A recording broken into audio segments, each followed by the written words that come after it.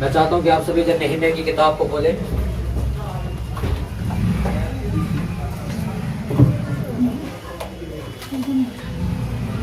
सभी जन नेहमिया की किताब निकालेंगे।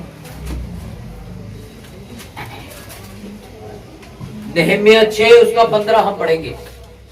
नेहमिया की पुस्तक 6 उसका 15 का आज वचन हम सभी जन निकालेंगे। सभी जन निकाल लो। नेहमिया 6 उसका 15 हम सब निकाल लेंगे। निकाल लिया सबने? अपने आस पड़ोस वालों का फटाफट निकाल दो। इनके पास बाइबल नहीं है यार? अच्छा कोई नहीं, बड़ी वाली लिख देना जल्दी। 6 उसका 15 ये बहुत अहम वचन है सर। ये पैर लग रहा है शायद इसका किसी गिरने को हो रही है।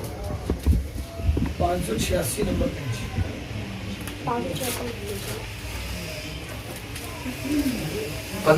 6 उसका 15 एलूल के महीने के 25वें दिन को अर्थात 52 दिन के भीतर शहरपनाह बन गई। जब हमारे सब शत्रुओं ने यह सुना तब हमारे चारों ओर रहने वाले सब अन्य जाति डर गए और बहुत लज्जित हुए, क्योंकि उन्होंने जान लिया कि यह काम हमारे परमेश्वर की ओर से हुआ है। सब बोलो आमीन। हालेलुया। जोर से बोलो आमीन। मेरे साथ पढ़ेंगे। एलूल के महीने के 25वें दिन को अर्थात 52 दिन के भीतर शहर पनाह बन गई। जब हमारे सब शत्रुओं ने यह सुना तब हमारे चारों ओर रहने वाले सब अन्य जाति डर गए और बहुत लज्जित हो गए, क्योंकि उन्होंने जान लिया ये काम हमारे परमेश्वर की ओर से हुआ। बोलो आमीन। हालेलुया। बोलो 52 दिन के अंदर चर्च तैयार हुई। 52 दिन के अंदर शहर बना तैयार हो गई। और जो लोग नेहमिया के विरोधी थे वो शर्मिंदे हो गए। आमीन। हालेलुया। अपनी बाइबल को बंद कर दो सभी जन। सभी जन अपने आस पड़ोस वालों को बोलो ध्यान से सुनो। सुनने से विश्वास पैदा होता। हालेलुया। बाइबल ऐसा बताती कि नेहमिया ने 52 दिन के अंदर वो आराधनालय, वो पूरा शहर बना, वो यरूशलेम बना के खड़ा कर दिया। और अगर आप यरूशलेम का एरिया देखोगे अगर आप गूगल के ऊपर, तो काफी बड़ा एरिया है। वो बहुत बड़ा एरिया है जिसकी शहर बना यानी कि दीवारें, जो खंडर यानी कि जिन पे आग लगने के, अगर दीवार के, अगर एक घर में आग लग जाए वो दीवारें खराब हो जाती हैं। आपको पता होगा? पता आपको? वो दीवारें खराब हो जाती हैं अंदर से भी बाहर से भी। अगर आपको नहीं पता तो आप एक काम करना, अपनी गली में उतरना कभी, वहां पे लकड़ का ढेर लगा के आग लगाना कभी, और इतनी आग लगाना कि बिल्कुल गर्म हो जाए, वो जमीन फट जाएगी वहां से। कितने लोगों ने देखा ये? हमारे पंजाबियों में एक रीत आती थी लोई बनाना, तो उसको हम गली में जलाते थे। तो गली में जलाने के बाद क्या होता था, जब जमीन ज्यादा गर्म होती तो जमीन ही फट जाती थी, वो सारी उड़ जाती थी लोई। वो मतलब जब आपके या किसी के घर में आग लगती है तो दीवारें कमजोर हो जाती है, वो फटने के लिए हो जाती है, दीवारें भी फट जाती है। सीमेंट क्या होता है, गर्म होकर फट जाता है। और लिखा उस देश के अंदर कोई जंग हुई, कोई आग लगी, कुछ हुआ, लिखा उसके लोगों ने नेहमिया के पास आके कहा शहर पनाह तो जला हुआ है, उसके फाटक तो कमजोर हो गए, आधे तो टूट टाट के गिर गए, आधे खड़े में खंडर की तरह, बाकी काले हो गए, पड़े हुए पेंट में सब खराब हो चुका है। नेहमिया रोने लगा। लिखा क्यों? नेहमिया प्रधानमंत्री लगा था वहां का, हाँ तहसीलदार था वहां का, बिल्डर था, वो बिल्डिंग बनाई बर्बाद हो गई। कौन था? उसका तो कोई मतलब ही नहीं था, पर उसका मतलब यहोवा से था। आपका मतलब क्रिसमस के टेंट से है चाहे नहीं है, पर आपका मतलब यीशु मसीह के सुसमाचार से जरूर। हाँ कि ना? कितने मेरी बात समझ रहे? अगर हम क्रिसमस के लिए सब जन लोग पैसे इकट्ठा कर रहे हैं, या फिर हम लोग अपने दशांशों को देते कि परमेश्वर के भवन की जरूरत पूरी हो सके, तो क्या आपने टेंट लगाना? क्या आगे आपको बोलूंगा मैं चलो टेंट रस्सी बांधो? आपका टेंट से कोई लेना देना तो नहीं है ना। आपका मेन कारण क्या था सपोर्ट करने का? यीशु मसीह का क्या हो सके, सुसमाचार प्रचार। हमारा सबका मेन मकसद क्या है? सुसमाचार प्रचार। प्रचार में ये पैसा खर्च हो जाए। हाँ कि ना? उसी तरह नेहमिया का कोई, नेहमिया कह सकता था यार तुम ये तो तुम देखो ना, मेरे पास क्यों आए हो? मैं तो अभी राजा के साथ रहता हूँ, तुम लोग रहते हो यरूशलेम में, तुम लोग देखो। यही तो कर रहे मसीह लोग। खुद कोई प्रेयर करने के लिए सर आगे नहीं आ रहा और दूसरों को कह रहे तू प्रेयर कर। खुद कोई प्रभावशाली सेवकाई नहीं कर रहा, वो दूसरों को कह रहे तू कर। जहांगीरपुरी की, दिल्ली की दीवारें टूटी पड़ी हुई है, कोई आगे नहीं आ रहा। परमेश्वर आज आपको कह रहा तू बनाएगा। बाप से प्रोफेसी की तरह कह रहा हूं ये बात। आपसे परमेश्वर कह रहे हैं शहर बनाने के लिए खड़ा हो जाओ।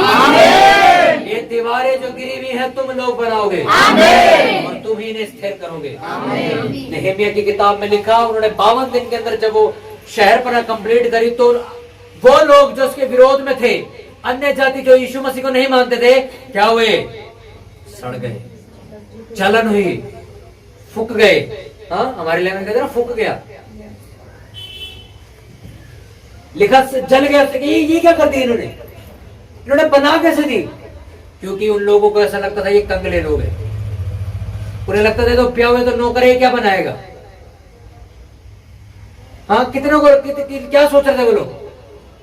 ये क्या, ये नौकर आदमी क्या 52 दिन में क्या 2-4 करोड़ की दीवारें बने, ये बनाएगा? 5 रुपए खर्च करने की इनकी औकात नहीं है, क्या 2 करोड़ की बिल्डिंग बनाएंगे?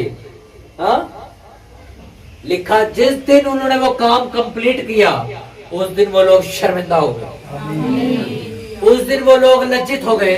और दूसरी बात लिखा, वो लोग डरने लग गए उन लोगों से। ये तीनों काम आपके मोहल्ले में कब होते हैं मैं आपको बता दो, जब नेहेमिया के समान तुम अपनी दीवारें खड़ी कर लेते हैं। आमीन। आज आप मोहल्ले में रहे तो आपकी दीवारें टूटी हुई हैं, वो आपके परिवार की हो सकती है, आपकी प्रार्थना की जिंदगी हो सकती है, आपकी दीवारें टूटी पड़ी हुई, गिरी पड़ी।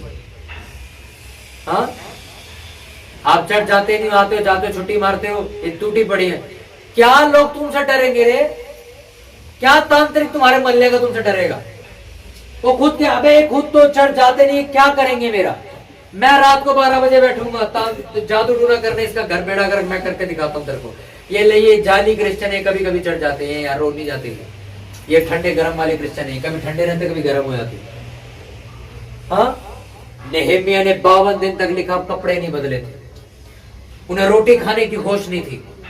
लिखा एक रात को पहरा दे रहे, सुबह काम कर रहे, रात को पहरा दे रहे, सुबह काम कर रहे, रात को पहरा दे रहे, सुबह काम कर रहे, सोए भी नहीं। जब इतनी मेहनत करोगे, अरे अन्य जाति छोड़ो, प्रधानमंत्री भी तुम लोगों से डरेगा। आमीन।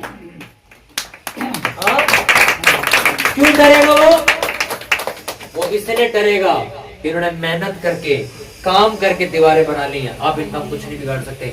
वो जो लोग उसके विरोधी थे वो क्यों डर गए और क्यों वो रोकना चाहते थे कि दीवार न बना जाए? क्योंकि उनको पता था जब तक इनकी दीवारें टूटी हुई हैं, जब तक इनके घर बर्बाद हैं, जब तक इनकी दीवारें खंडर पड़ी, तब तक हमारे ऊपर डिपेंड बैठे। अगर इन्होंने दीवार बना ली, ये हमें तो मारेंगे लात मार के बाहर, और खुद बड़े मजबूत हो जाएंगे क्योंकि इन पे सपोर्ट आ गई है। शैतान इसीलिए बैठा है आपको रोकने के लिए, चर्च आने के लिए। कहीं ये बंदा अपनी जिंदगी को परमेश्वर का समर्पित ना कर दे, कहीं ये बंदा प्रार्थना वाला ना बन जाए, कहीं ये इंसान वचनों से भरपूर इंसान न बन जाए, कहीं ये उपवास रखने वाला इंसान न बन जाए, कहीं ये सन्नी भाई के साथ रह ये भी प्रार्थना वाला बंदा न बन जाए। इसलिए वो आपको चर्च आने से रोकता है। और सुनो, जिस दिन आप यीशु मसीह के समान बन जाते हो, जिस दिन ये दीवारें खड़ी हो जाती हैं, वो शैतान जो आज भी आपको रात में नींद में परेशान करता है, वो डरने लग जाएगा। आमीन। वो शर्मिंदा हो जाएगा ये देख के कि ये जीत गए। ये लड़ाई छोटी नहीं। हम कितनी बड़ी बड़ी सभाओं में जाते हैं जहां पे बहुत सारे लोग आते हैं। कुछ लोग देख के अपने आप को कंपेयर करते हैं, हम कब ऐसा करेंगे। मैं कभी नहीं करता, क्योंकि मैंने हमेशा से सरमन में बात की है, मैं 30 साल की मेहनत को 3 साल से कंपेयर नहीं करता कभी। मैं 15 साल की मेहनत को 5 दिन की मेहनत से कभी कंपेयर नहीं करता। जो काम आपने 3 साल में किया वो भी नहीं कर पाए कुछ लोग। तो कुछ लोग तरस रहे हैं आपकी तरह चर्च में बैठ के वचन सुनने के लिए, आ नहीं सकते। और आप लोग तरस रहे, मैं साउथ अफ्रीका जाऊंगा वचन सुनने के लिए, मैं साउथ अफ्रीका जाऊंगा वचन सुनने के लिए। हाँ, और कुछ लोग इसी चर्च में आने के लिए तरसते हैं कि एक बार वहीं बैठ के वचन सुनना बड़ा मन है वहां जाके। हाँ, अगर मैं सर दूसरे के ऊपर इच्छा लगा लूंगा ना कि मुझे ये चाहिए, मैं यहाँ पे अपना उत्साह देना बंद कर दूंगा, क्योंकि मेरा ध्यान कहीं और लग चुका है। कल मेरे को एक ब्रदर मिले, हम कहीं मार्केट में थे, हम कुछ खाने के लिए गए थे तीनों बहन भाई। एक मसीही आदमी मिला जो इसी चर्च में आता था। मैंने उनसे पूछा, मैं कहते भैया मैं माफी चाहता हूँ, मैं चर्च नहीं आ पा रहा। मैं वजह कहता मैं चंडीगढ़ जाता हूँ चर्च में। मैं कहा क्यों? कह रहे वैसे ही, मैं दिल्ली में चर्च नहीं मिली आपको कोई? कह रहा नहीं मिली, आपके चर्च मिली तो इतनी सामर्थ्य थी भैया, हम तो पवित्र आत्मा से पहले दिन ही भर गए थे। तो मैं फिर काम करे भैया, मन नहीं लगता, जाते हैं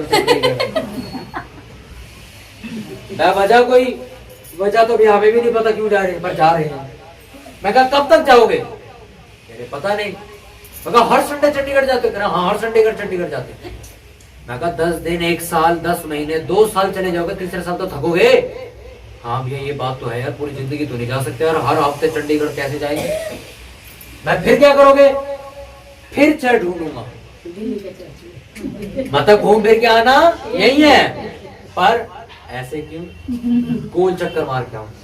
हाँ रिक्शे से जैसे चर्च में लोग उतर जाते ना, ये रिक्शा उतार देता है, यहाँ से गली में नहीं घुसेंगे, वहां से आएंगे, थोड़ा लेट पहुंचेंगे चर्च। हाँ 11 बजे का चर्च है, 12 सवा 12 बजे पहुंचेंगे, आराम से पहुंचेंगे, घूम के आएंगे थोड़ा सा। हाँ मैंने कहा फायदा क्या हुआ?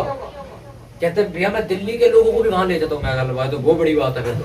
मैं कहा अच्छा हर संडे चंडीगढ़ चले जाते वो लोग? कह रहा नहीं चले तो जाते, पर कभी कभी उनको भी आलस पड़ा था यार, हर संडे चंडीगढ़ कैसे जाएंगे। मैं कहा अच्छा जिस दिन वो नहीं जाते क्या करते हो? उनको फिर मैं इधर उधर किसी चर्च में भेज देता हूँ। मैंने कहा तुम रूहें बचा नहीं रहे हो भाई, तुम क्या कर रहे हो? उस बंदे को बीमारी हुई है, उसको तुम लेके आ रहे हो हॉस्पिटल तक, हॉस्पिटल में जाके जा जिससे ही मिल ले जाके चल जा। कहता भाई ये तो आई डॉक्टर बैठा है, ये तो लंग्स का डॉक्टर बैठा है, ये फेफड़ों का, ये हार्ट का, ये लीवर का, ये टांगों का, ये हड्डियों का। जाना अंदर मिल ले जिससे भी मिल ले चल। आप ये कर रहे हो, रूहें थोड़ी बचा रहे हो। आप बीमार को ले तो आए चर्च तक, अब उसको धक्का दे दिया, जा कहीं भी जा, जाता रहे, जहां मन लगे चला जाइए। हाँ ऐसा ही करते हैं। मेरा दशवांश एक ही जगह जाता है, मेरी ऑफरिंग एक ही चर्च में जाती है। जो मेरे पास्टर जिनसे मैं सीखता हूँ, मैं आज तक उन्हीं को देता हूँ। हर रोज पास्टर बदलने वाले लोग मसीह नहीं होते। अरे मूर्ति पूजा में भी तो तुम लोग यही करते थे। आज आजादपुर मंडेली दरगाह में चलते, आज वहां चलते। आज जो आजादपुर वाले फ्लाईओवर पे बनी हुई ना, आज उस पर चलते चल। आज वो पुराना किला देखो, वहां वाले मंदिर में चलते चल। आज जो घर वाला में पास वाला में, आज उसमें चलते चल। आखिर में घर आके बेटा शराब पी रहा है, हल तो कोई निकला नहीं। चर्च आ गए, चर्च आके क्या कर रहे हैं? आज इस पास चलिए चर्च में जाते हैं, चलो अगले संडे आज इस चर्च में जाते हैं, इसमें लंगर मिलता है भाई, इसमें चलते चलो। अगले अभी उसमें चाय और रस भी मिलते हैं, उसमें चले गए।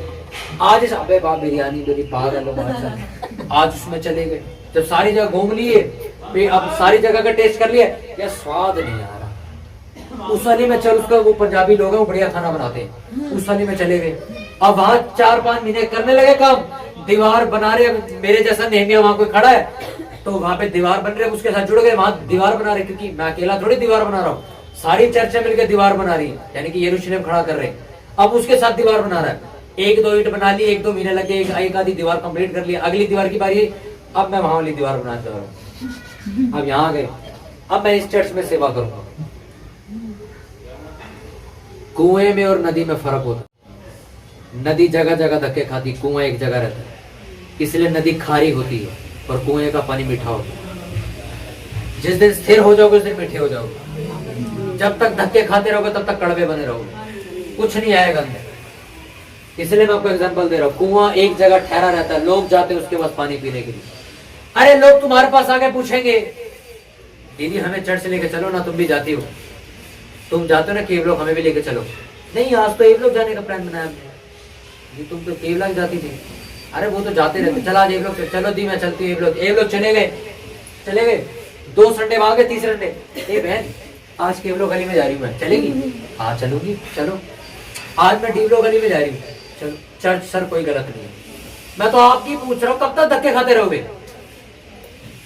आप जॉब पे जाते हो, जब रात को घर आते किसी के घर बढ़ जाते हो जाके, आज इस घर में चलते हो, आज मैं जॉब से आके इस घर में चला जाऊँ, आज पड़ोसी के घर में सीढ़ी चढ़ गया मैं। हाँ फिर जॉब पे अगले दिन गए, जॉब से वापस आए, आज फिर इस जगह चले गए, आज इस घर में चलते चल, हाँ फिर अगले दिन जॉब से वापस आए, आज अपने घर चलते चल, आज अपने घर चले गए। कब तक करते रहोगे? रोज जॉब पे जाते अपने ही घर आते हो ना। मैंने एक सिस्टर की आपको गवाही बताई, आपको सर दीवारें बनाने के लिए परमेश्वर ने चुना है, सीमेंट उठा के इधर उधर करने के लिए नहीं, हाँ लंगर टेस्ट करने के लिए नहीं बोला, सारी चर्चों का चक किया, इसलिए बोला आपको परमेश्वर ने, आपको इसलिए बुलाया कि तुम एक जगह टिको, सीखो, फिर सिखाओ और यरूशलेम की शहरपना बनाने के लिए जुट जाओ। मजदूर देखे कभी किसी का घर बनाते हैं, ठेकेदार कितने 10 खड़े होते हैं वहां, एक, उस एक बंदे के साथ 10 मजदूर होते हैं जो एक बिल्डिंग बनाते हैं। आपका एक ठेकेदार एक चर्च में 50 लोगों के साथ खड़ा है, आप लोगों ने शहरपना बनाया। आज नहम्याह की किताब को मैं पूरा करूंगा, ये बताने के बाद कि उन्होंने शहरपना बनाई, उसके बाद उसके विरोधी डरने लग गए, उसके विरोधी शर्मिंदा हो गए। कितने लोग चाहते हैं कि आपके दुश्मन शर्मिंदा हो जाए? जो लोग आपका विरोध करते हैं उनको जवाब दे सको, हाथों पैरों से नहीं, लड़ झड़ करके नहीं, गालियों से नहीं, पर जवाब उनको मिलना चाहिए। कितने लोग चाहते हैं? दीवार बनाने में मेहनत करो।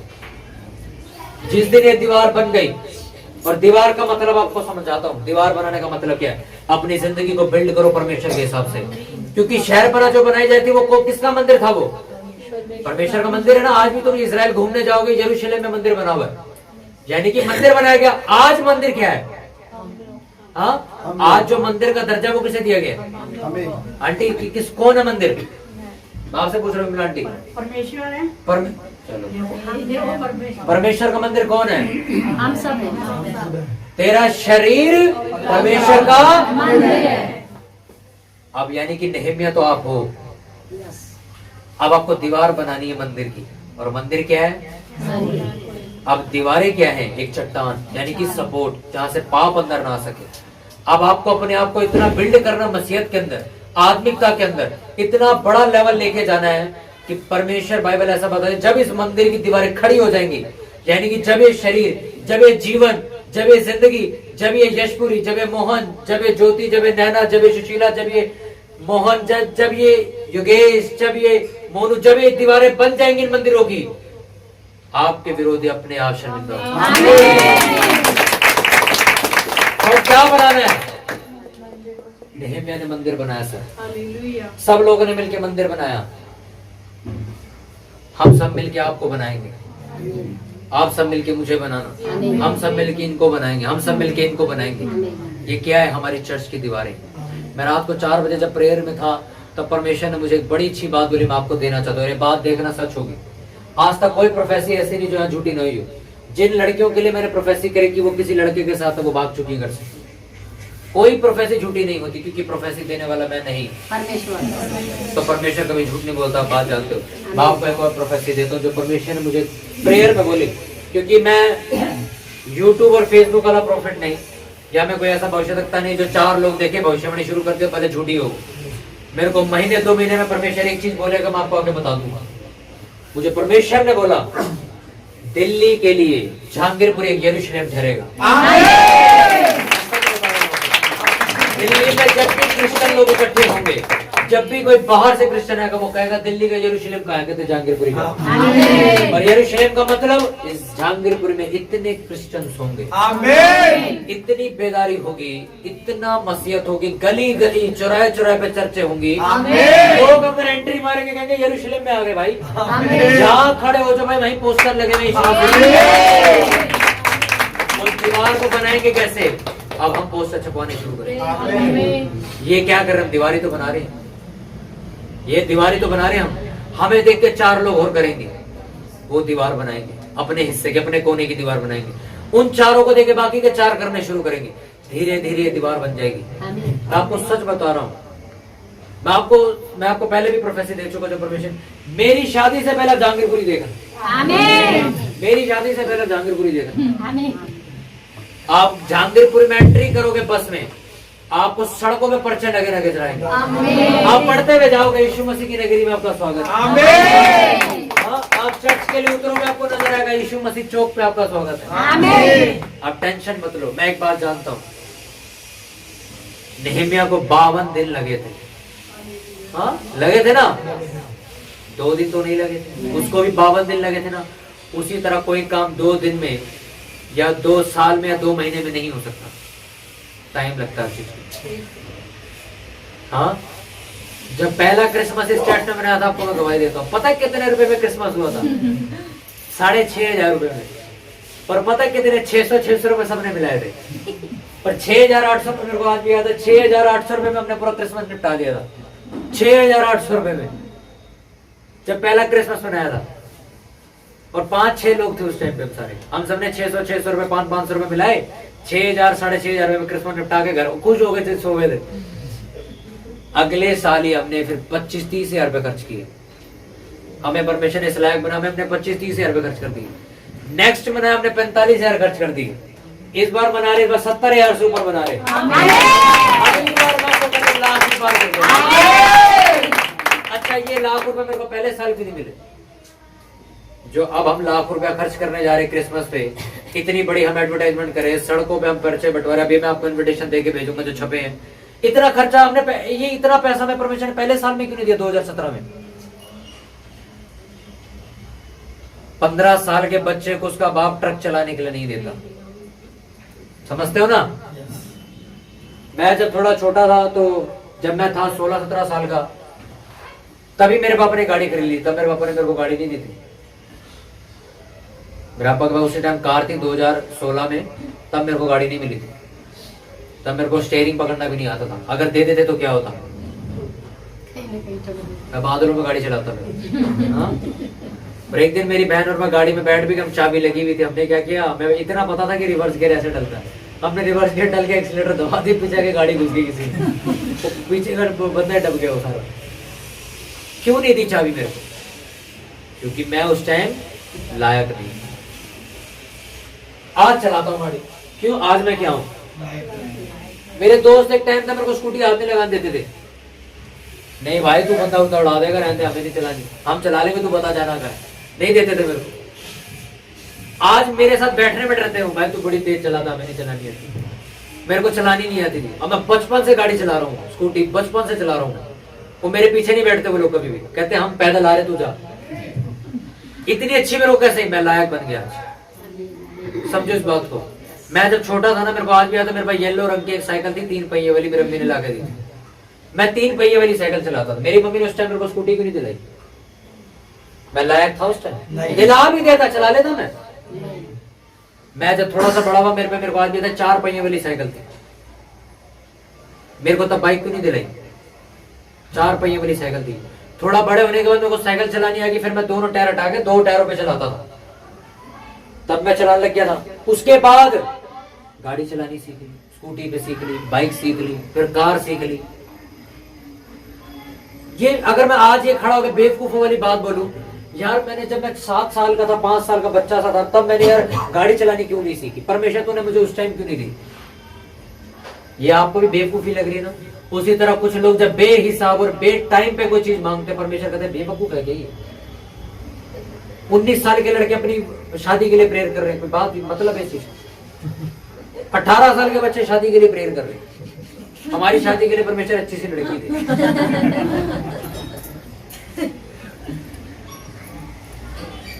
कैसी बातें करते हैं लोग। हाँ, 19 साल की लड़कियां कहती ब्रदर प्रेयर करो मेरी शादी हो जाए उस लड़के से। मैं अब वो हंस पड़ते हैं, मैं बड़ी तो हो जा मेरी बहन पहले।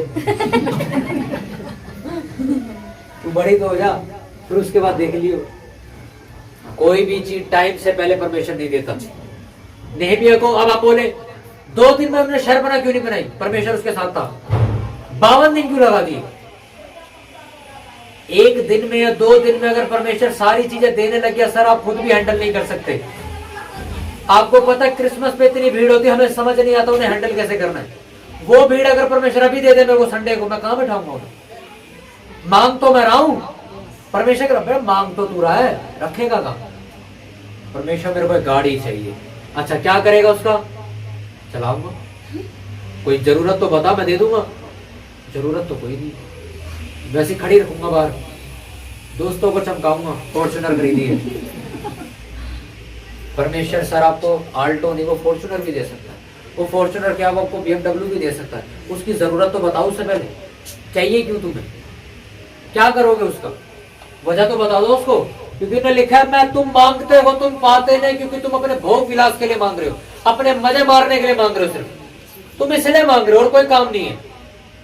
मेरे साथ पास्टर कहते मेरे को बड़ी जरूरत थी गाड़ी की, बहुत जरूरत थी, मैं लोगों की गाड़ियां मांग मांग के जाता था, लोग मेरे को अपनी गाड़ी में बिठा के लेके जाते थे मीटिंग में, मेरे पास अपनी गाड़ी नहीं थी। कह रहा मैंने मांगी GLC3 ऐसे कुछ करके मॉडल मिला उनको, मर्सिडीज का 90 लाख की गाड़ी है सर, मर्सिडीज GLC मॉडल मिला उनको, परमेश्वर ने दिलाया।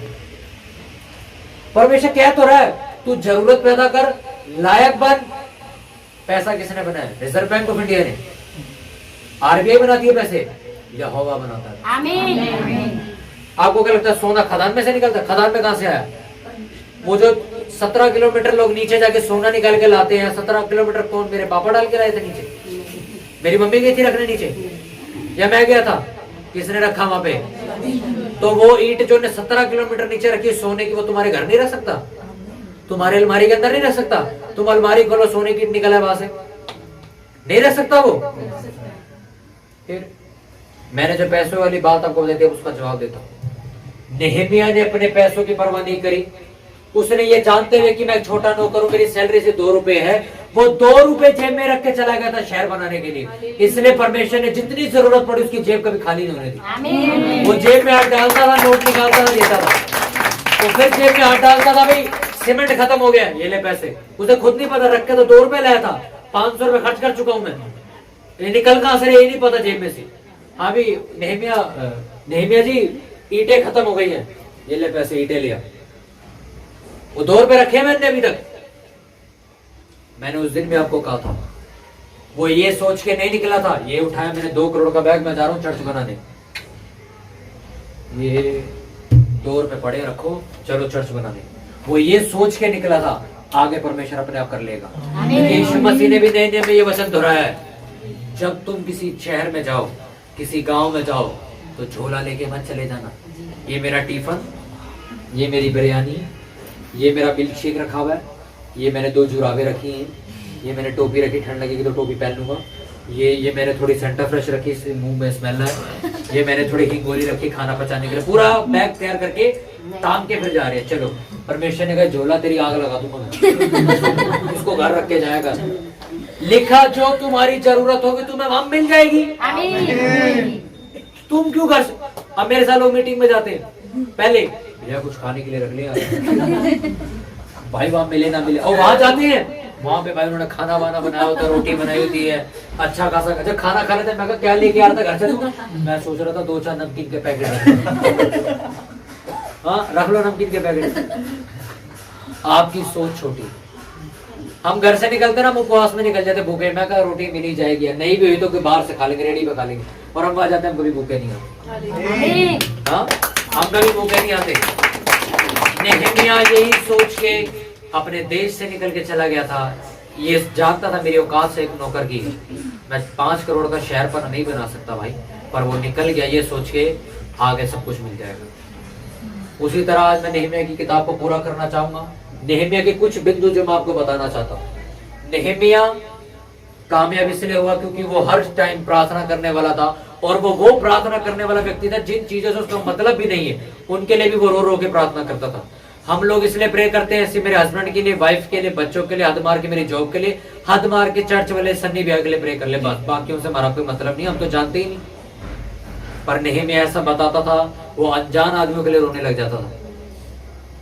एक पास्टर की मैं बहुत अच्छी गवाही पढ़ रहा, किताब के अंदर उन्होंने लिखा, अपनी मम्मी के साथ वो मार्केट में घूमने के लिए गए सामान लेने के लिए, और जैसे वो मार्केट के अंदर घुसे तो वहां पे बड़ी सारी भीड़ थी, एक बाजार लगा हुआ था। उस भीड़ को देख के वो जो पास्टर थे वो रोने लगे, जब वो छोटे थे, जवानी के टाइम में 17 से 18 साल के, बहुत जोर जोर से रोने लगे। उनकी अम्मी ने पूछा रो क्यों रहा, क्या हुआ? कहते मम्मी देखो कितने सारे लोग हैं, लोग यीशु मसीह को नहीं जानते, सब नरक जाने वाले। सोचो उसकी सोच कहाँ जा रही है, वो घूमने बाजार आए में सोच कहाँ चल रही है उसकी। उसी इंसान ने बड़े होकर एक बहुत बड़ी बेदारी को नाम दिया, उसने उस पूरे देश को हिला के रख दिया अपनी सेवकाई से, अकेले ने, 10 लोगों ने नहीं, अकेले ने। हालेलुया। इसलिए नेहमिया जब अपने राज भवन से निकला, दूसरा पॉइंट, तो क्या वो बहुत सारी सेना लाया था चर्च बनाने के लिए? अकेला निकला था। राजा ने भले ही उसके साथ घुड़सवार भेजे थे, लिखा उसको छोड़ के वापस चले गए थे। आप उसे पढ़ना किताब को, वो घुड़सवार वापस चले गए थे नेहमिया को वहां छोड़, वो छोड़ने के लिए आया था उसे। नेहमिया कितने लोग लेके आया था? अकेला आया था। आगे लोग मिल गए और उन लोगों ने मिलके पूरी शहरपना बना दी। हालेलुया। कितनों को मेरी बात समझ आ रही है? तीसरा पॉइंट जो नेहमिया की किताब में सीखने को मिलता है, नेहमिया कभी भी विरोध को देख के अपना काम बंद नहीं किया। उसने कभी भी खिलाफत देख के प्रेयर करनी, यरूशलेम बनाना, ईंटें धोना कभी बंद नहीं किया उसने, बल्कि उसने हथियार टांग लिए। अब लड़ने आ रहा हूं मैं। जब लोगों ने उसको तलवार दिखा के डराया, ओए बंद कर दे इसको, तो ने बंद कर दिया। कहता है अबे रुक, मैं भी निकालता हूँ तलवार, 2 मिनट रुक तू जरा। उनने अपनी तलवार निकाल ली, कहता आ जाओ, चर्च तो नहीं रुकेगी, बंद नहीं। अब तुम भी लड़ दो या तो मैं भी लड़ देता हूँ। तीसरा पॉइंट, वो डरा नहीं, उसने अपना काम बंद नहीं किया, उसने विरोधियों का सामना किया, और तलवार का मतलब वचन, वचनों से लड़ाई करी उसने। चौथा पॉइंट जो अभी मैंने आपको बताया कि जब उसने पूरा अपना कॉन्सेंट्रेट पूरा दीवार बनाने पे किया, यरूशलेम बनाने पे किया, तो लिखा जो विरोधी, जो जितने भी लोग उसकी खिलाफत में चल रहे थे 52 दिन तक, वो सारे एक झटके में शर्मिंदा कर दिया उसने। कैसे? शहरपना बना के। अपनी जिंदगी पे काम करो सर, अपने परिवार पे काम करो, अपने मोहल्ले पे काम करो, अपने दुश्मन अपने शर्मिंदा हो जाएंगे। करने की जरूरत नहीं है। लोगों को लग रहा है जीसस ग्रेस चर्च के पास पैसे नहीं है, क्रिसमस देखना, मर के लाख रुपए खर्च कर देंगे। क्यों? आपके विरोधियों को बताना जरूरी है कि यहोवा के बच्चे राजा की संतान। मेरे पास पैसे नहीं भी होते, मैं कहता हूँ अरे बहुत शानदार करेंगे, टेंशन मत लो। अभी मेरे साथ के कितने लोग कह रहे भैया सैलरी फंसी हुई है, भैया हम देना तो ज्यादा, सैलरी आई नहीं, मतलब बोनस रुके हुए, हमने ये कर। मैं किसी को कुछ नहीं कह रहा, मेरी खुद की सैलरी तक फंसी हुई है। मैं एक ही बात कह रहा हूँ, सबसे बढ़िया क्रिसमस हमारा ही होगा। अब मैं जानता हूँ कुछ नहीं दे देगा। जो परमेश्वर मैंने कहा 17 किलोमीटर नीचे सोना और चांदी दबा सकता है एक खदान के अंदर, तो मेरे अकाउंट में वो एक चेक नहीं डाल सकता, वो आपकी अलमारी के अंदर एक बैग नहीं रख सकता। हाँ, बैंक की तिजोरियां देखी आपने? सारा बैंक का पैसा एक बैंक की तिजोरी में बंद होता है। आपने कभी बैंक में देखो, कोने में एक रूम होता है, उसके अंदर खरबों रुपया लॉकर के अंदर बंद करके रखते हो, देखा होगा? देखा ना? अरे परमेश्वर का दूध किसी को नजर आता है क्या? वो चुपचाप जाएगा, 2-4 घटिया निकाल के रख देगा हमारे पास लाके। उन्हें पता लग रहा है, वो अपनी अकाउंट लिस्ट देखते रहेंगे, भी 2-3 लाख रुपए गए कहाँ? हाँ, परमेश्वर नजर आएगा किसी को? बैंक में जा रहा हूँ, कोई मेरे को अंदर जान दो। हाँ, तो जाएगा, लॉकर खोल के निकाल के ले आएगा, तुम्हें दे देगा। उद्योगपतियों का पैसा तुम्हारा है, आमीन का नहीं है वो सर, पर आप लायक होने चाहिए उस पैसे के। परमेश्वर दे सकता आपको, मेरे को दिए, मैं मानता हूँ, मैंने अपने हाथों से गवा दिए।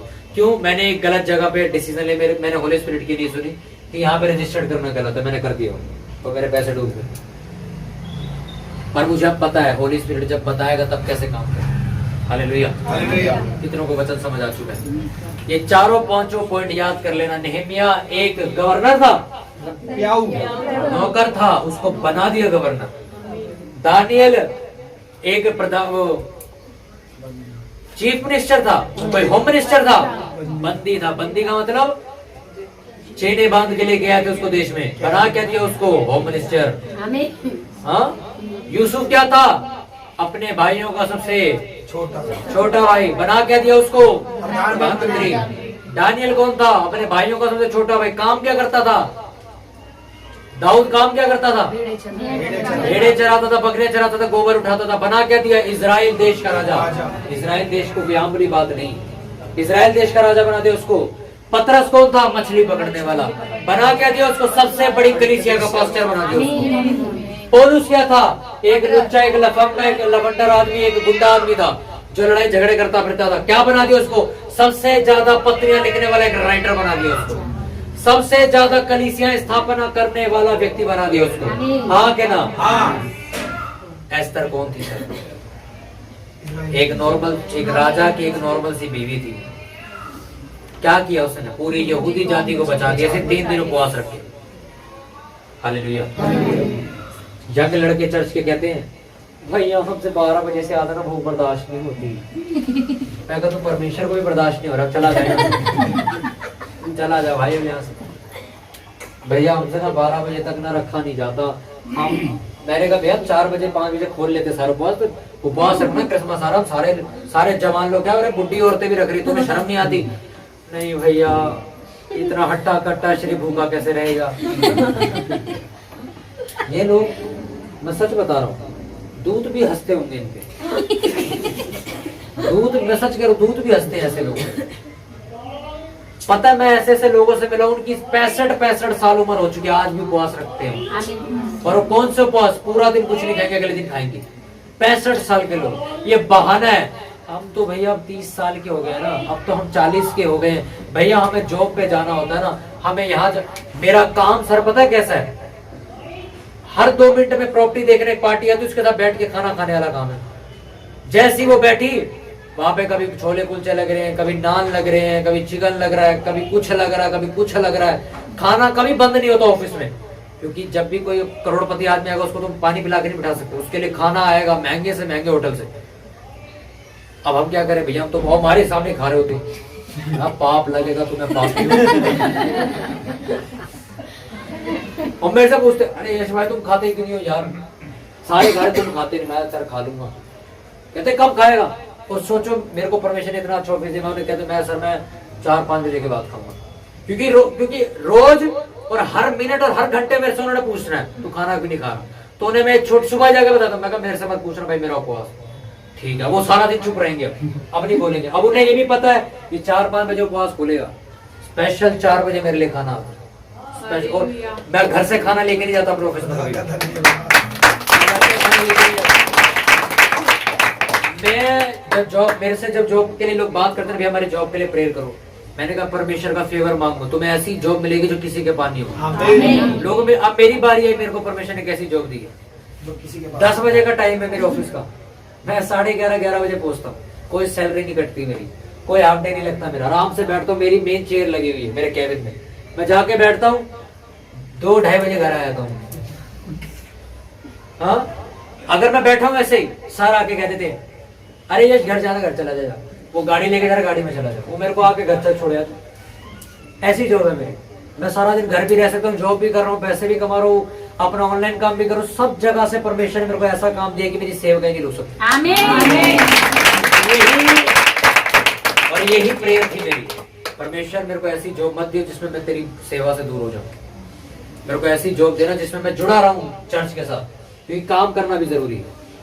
और ऐसी जॉब है मेरी, मैं बैठा होता हूँ, कुछ नहीं, मैं काम कर रहा हूँ, अरे यश वो कार लेके जा रहा, तो उसी के साथ बैठ के तू भी घर चला जाए।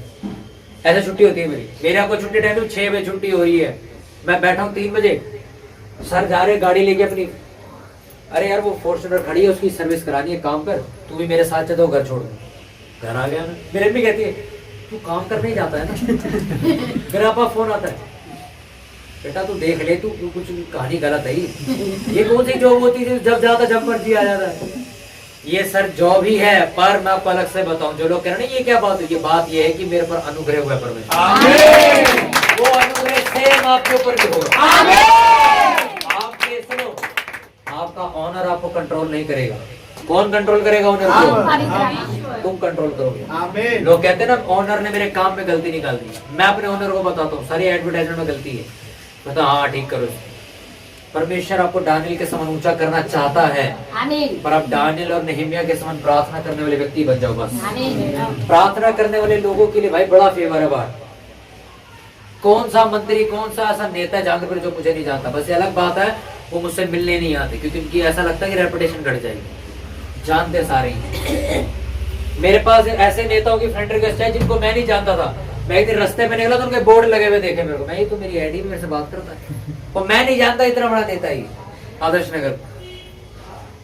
मैं जहाँ पे क्रिसमस के कार्ड प्रिंट करा रहे थे, एक बंदे ने मेरे से पूछा, वो कोई ऑफिसर था, पुलिस में ऑफिसर था काफी बड़ा, वो सिविल में बैठा हुआ था वहाँ पे तिमारपुर में, तो उन्हें देखा, कहते आप क्रिश्चियन हो? मैं कहा हाँ। मैं कभी नहीं कहता मैं जी ऐसे आया हूँ, मैं पंजाबी से ऐसे, मैं ऐसे सोचर, मैं क्रिश्चियन हूँ, बात खत्म। अच्छा ठीक है, आप गाने वाने गा? तो मैं कहा हम गाते भी, हम प्रीच भी करते हैं। कहते अच्छा है तो बड़ी अच्छी बात है, मेरे को अपना नंबर दो। मैंने सुनाई दे दी ना, मैंने फोन उसके आगे कर दिया, उनने अपना नंबर उसमें डाल के और नंबर सेव करके ही दिया मेरे को। नंबर सेव किया, किसी पुलिस, अपना नाम लिखा ऐसे आ से नाम करके आगे पुलिस ऑफिसर करके लिख के दी। फिर वो बाद में उसने बताया, कहता भाई ऑफिसर था एक बहुत बड़ा यार, जिसने तुम्हारा नंबर लिया। और सोचो खुद लिया उसने मेरा नंबर, आपको अपॉइंटमेंट लेने की जरूरत नहीं। आमीन। आप बैठो अपने आप। आमीन। करना क्या है, आपने बैठे नहीं रहना, बस इसे टेकने। वो राजाओं का राजा परमेश्वर राजाओं को आपका निज भाग बना देगा। नहम्याह की किताब का प्रकाशन आज खत्म हुआ। अगले संडे हम जैसा पवित्र आत्मा कहता है वैसा देखते हैं। आमीन। नहम्याह की किताब को जरूर पढ़ते रहना है। चारों सरमन यूट्यूब पे अपलोडेड है, आप जाके देख सकते हैं। नहम्याह पार्ट 1, 2, 3, 4 आप इनको सुनना। दानियल के भी चारों पार्ट है, चारों को सुनना। मेरा फेथ है ये 8 के 8 सरमन आपको भी एक नॉर्मल से एक सुपर नेचुरल इंसान बनाएगा। आपको भी छोटे लेवल से कुछ इंसान बना देगा। अपने हाथों को उठाओ। मेरे सामर्थ्य खुदा तेरा धन्यवाद करते कि तुम्हारी विनतियों प्रार्थनाओं को नहीं सुनता मेरे खुदा। जितना वचन मेरे पिता जब ने सुना मेरे पिता, ये वचन हमारी जिंदगी में बरकत, आनंद, उत्साह लेके आए मेरे पिता। जिस तरह दानियल की पुस्तक, नहम्याह की पुस्तक में तूने लिखा कि तूने एक नॉर्मल इंसान को एक सुपर नेचुरल इंसान बना दिया मेरे खुदा। मैं प्रार्थना करता हूं वचनों को मैं भी ग्रहण करता हूँ, और जैसा नहम्याह का जीवन था, जैसा दानियल का जीवन था, मैं भी वैसा ही जीवन जीऊंगा मेरे खुदा। और मेरा विश्वास है कि मैं भी एक प्याऊ से गवर्नर तक का फैसला। मेरे सामर्थ्य पिता ये वचन सदा इस कलीसिया में ठहर जाए। नासरी के नाम में मांगते मेरी चर्च बोले।